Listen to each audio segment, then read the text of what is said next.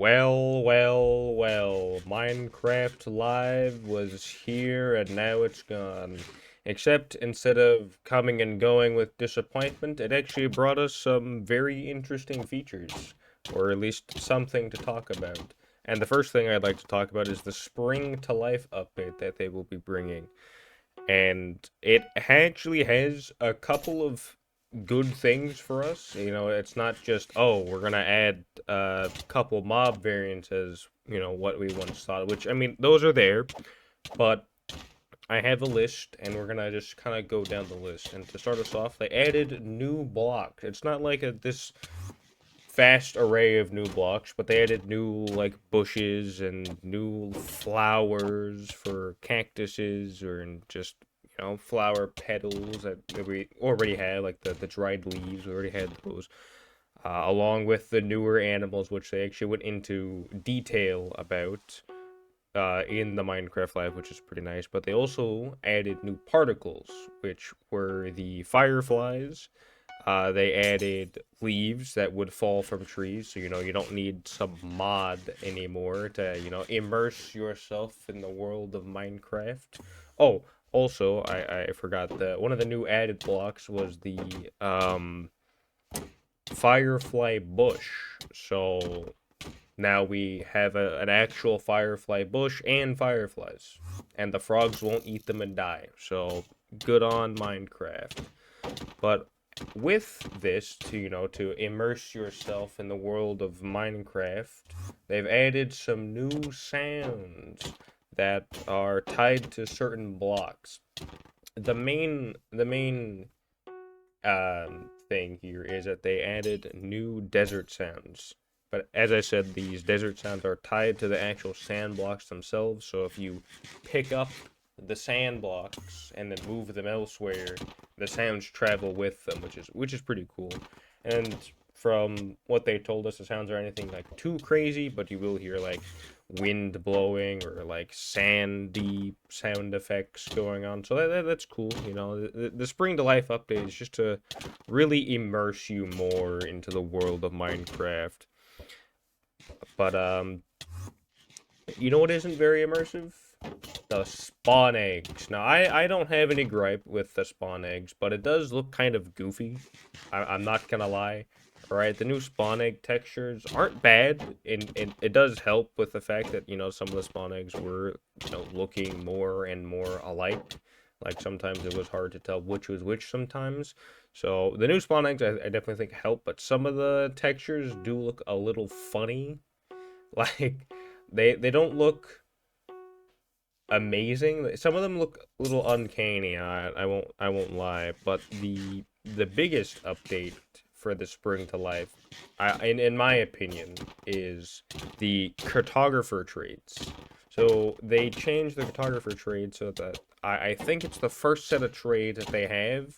Instead of asking for paper or trading for paper, instead you will just trade for a map, and this map will lead you to other villagers, or sorry, other villages. Like it could be a spruce village, a taiga, basically whatever the nearest village is. So that if you don't like this village, you can just do a simple trade. Well, simple as, and you need like a half a stack of emeralds and a compass on you at like all times if you find a village with a cartographer in it. But you can make the trade and you can go find another village, which is very handy actually. That's very helpful. I know that's, supposed to be an incentive to help us explore more, but more villagers, more trades, more goods, right? So it's very helpful. But other than that, they gave us a Minecraft movie sneak peek, which I couldn't help but laugh at because we basically saw most of it in the trailers that they've already seen, but they gave us kind of like a full piece together version of it in the Minecraft Live, which was fine. We've seen most of it already, so there really wasn't much new to see. Um, but they did add a Minecraft movie live event, which you can get a new cape out of, which I will be playing. I don't know if I'll record it, but I will play it. because I do want the new cape, which I'm pretty sure is only for Bedrock only, because of course it is, because they hate Java players and just keep drip feeding us with the, all the other content, while, Bedrock players get the crappier version of Minecraft, but get all the cool things, so I guess it's a fair trade-off. But, alright, we're not done with the buts here.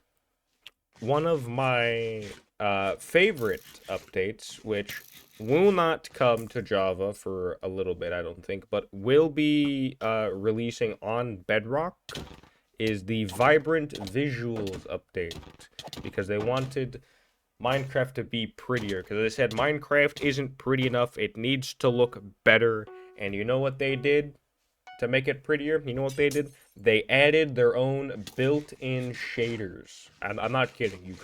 I'll leave a link to the Minecraft Live in the description so you can watch it yourself and get your own little take on it. But they basically added shaders, which is hilarious, because now, they saw shaders and like, everyone likes adding the nice beauty of mine. They like adding that on. So what if we did it?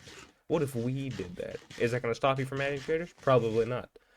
But as someone who doesn't like to add on a whole bunch of extra things, and I typically don't play with shaders because, I have to add it myself, but if all I have to do is click a button and, well, bam, shaders, yippee. And I have seen the shaders because I showed them off in the in the video, but it looks really good.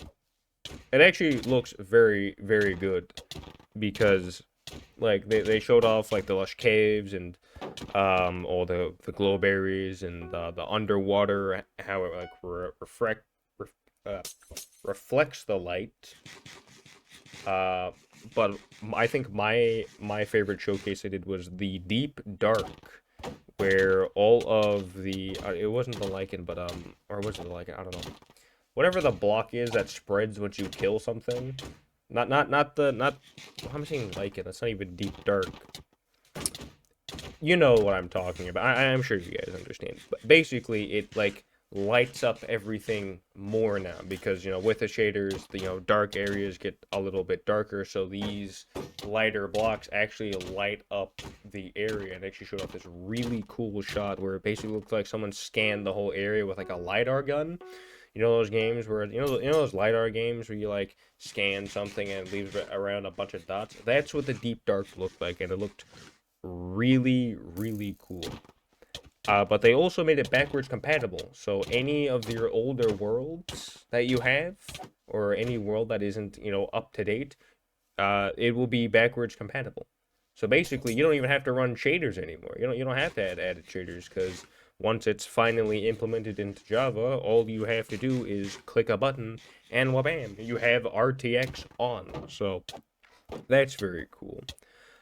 Other than that, they did add one more very interesting thing. It is the new mob. Right? They added a new mob. I don't know, you're probably sitting there shuddering in your boots like, oh god, they added a new mob, it's gonna be bad, oh no. Well, let me tell you, it's not. It's actually gonna be very useful. I can think of a lot of uses for it. So the new mob is the dried ghast, or well, it starts out as the dried ghast. They basically added a Pokemon to Minecraft, right? So it starts out as a dried ghast, which can be found in Soul Sand Valleys next to, well, I don't know if it's next to the bones that always show up, but that's what they showcased. So you can find this dried ghast in the Soul Sand Valley. You can pick it up like any other block. You just punch it.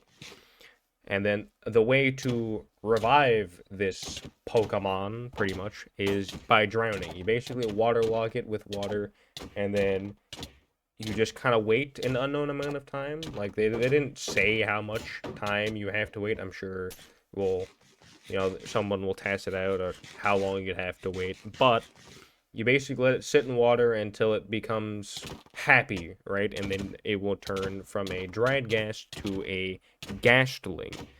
And the gasling is just a small, like, white balloon, basically. That's really all it is. It doesn't really do anything. You can't do anything with it. It just kind of follows you around. Like it imprints on you, and it'll follow you around, and then, like flies away elsewhere. But you can feed it snowballs, which is its food. And once you feed it enough, like, and air them up, it'll grow up. But I don't know if that's the only way to grow it up. I don't know if it grows up naturally over time. But you can feed it snowballs, and it'll grow up into a happy ghast, which is a a ghast, basically, that's just friendly towards players. And with this happy ghast, you can ride it. That's right, it is a mount. You can mount the happy ghast. It holds up to 4 players, and the crafting recipe isn't actually that bad. It's like 3 leather, a piece of wool, or 2 pieces of wool, I think. No, is it? I don't. You know, I forget the crafting recipe, but it's very cheap. It's just 1 block of glass. I think there's some wool in there somewhere, and there's leather.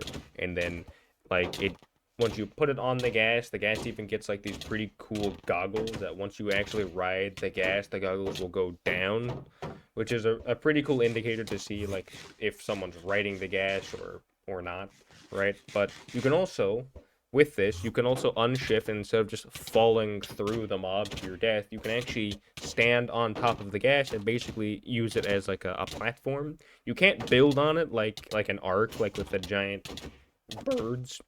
Excuse me. You can't do that with the ghast, but you can stand on it, which is very cool. And an idea which I got from Philza, because I was watching his live stream while watching Minecraft Live.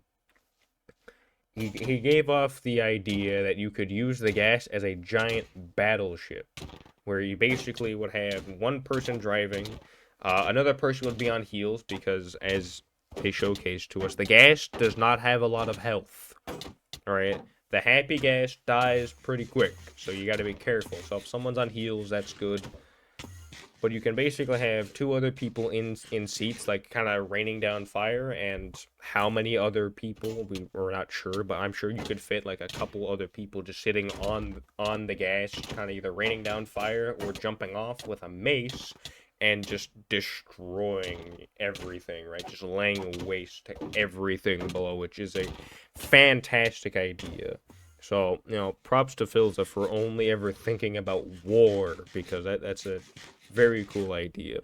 But that is going to be the last of the butts. There is nothing else after that. That was the last thing they showcased. I mean, they showed off kind of everything in the little after party, but it's actually not there in the video. That will be in the link in the description, because, you know, Minecraft Live isn't live anymore. It's just a video now. But my overall opinions, I'm actually more excited about this, mainly for the vibrant visuals and the new ghast that we're getting, the happy ghast, our new little Pokemon added to the roster. Other than that, the Spring to Life update, it doesn't really excite me too much, other than, you know, the new mob variants and the cartographer trades, kind of making it easier to kind of bounce between village to village if you have the necessary emeralds and compass, of course. But other than that, you already know my take on the Minecraft movie. It's goofy. I'm sure it's not gonna go well, but I'm gonna watch it anyway. I am gonna play the Minecraft live event because, free things are free with a little bit of effort. So why not? Why not? So yeah, that's my take. I think it's gonna be fine.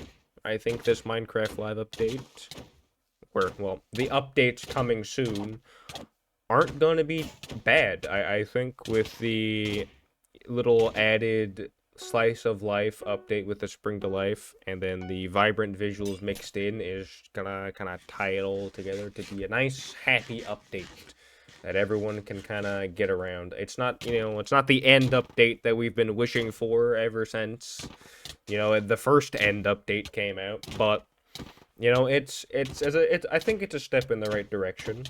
Whatever makes Minecraft better, is good. I mean, it's by no means optimized. I mean, you load like every single block that you load. That didn't make any sense. basically whatever chunk, you basically load the chunk from the sky limit to bedrock. It's not very optimized at all, but it's the game we know and love, and it keeps getting updates, and it's making it slightly better. I can't say this it's like revolutionary, other than like the vibrant visuals. Even that's not revolutionary. Mojang just said, you know what, we want our own shaders, and I'm sure there's going to be like some shader pack that someone's going to make that's like better Minecraft built-in shaders version, whatever, right? Because how dare Minecraft one up us? How dare they? Can't let it happen. But yeah, that's gonna do it for this video. So hope you guys enjoyed. Again, there's gonna be a link to the Minecraft Live video in the description, and I hope you guys enjoy. Bye.